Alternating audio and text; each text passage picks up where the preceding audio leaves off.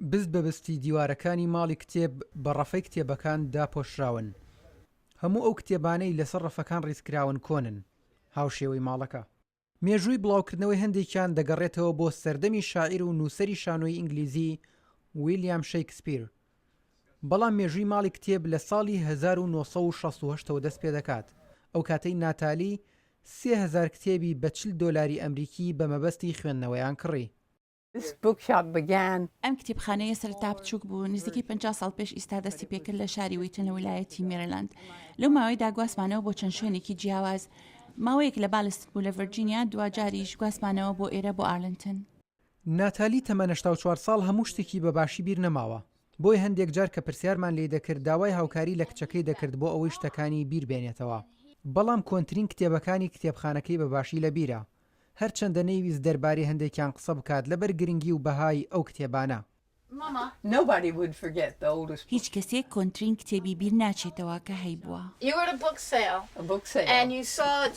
تۆ لە فرۆشگایەکی کتێب بوویت، بینیت لەسەر کتێبێک نووسراوە 1559. هەر کەسێک بەوەی دەتێپەر ببوو وای زانی بوو ئەوە ژمارەی ڕەفی کتێبەکەیە، بەڵام لە ڕاستیدا ئەوە ژمارەی ڕەفەکە نەبوو، بەڵکو ساڵی چاپکردنی کتێبەکە بوو. ئەو کتێبەکەی بە $5 کڕی.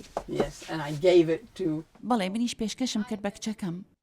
ناتالی هەرچەندە نازانێت لە ئێستادا چەند کتێب لە کتێبخانەکەیدا هەیە، بەڵام دەڵێت لە یەکێک لە قۆناغەکانی ماڵی کتێبدا 8,000 ناونیشانی جۆراوجۆرمان هەبووە. ئەو زیاتر حەزی لە کتێبی مێژوویە، هەر بۆیە بەشی هەرە گەورەی کتێبخانەکەی پێکاتووە لە پەرتووکی مێژووی. دەشڵێت هیچ لەوە خۆشتر نییە پەرتووکێکی گونجاو دەدۆزیتەوە بۆ خوێنەرەکەی. زۆر خۆشە کاتێ پەرتووکێکی گونجاو دەدۆزیتەوە بۆ ئەو کەسی کە بە دوایدا دەگەڕێت. لەو هەستە خۆشتر نییە، لەو کارە باشتر نییە لە دنیادا کە کاتەکانت بەو جۆرە بەسەربەری. ناتالی خۆی کتێب بە دڕاو هەڵوەشاوەکان چاک دەکاتەوە و پێکەوەیان دەنێتەوە. ئەو چێژ لە چاکردنەوەیانە بینێت. ئارەزوم چاکردنەوەی کتێبە دراوەکانە. محەممەد مەجید دەنگی ئەمریکا، شاری ئارلنگتن لە ویلایەتی ڤرجینیا.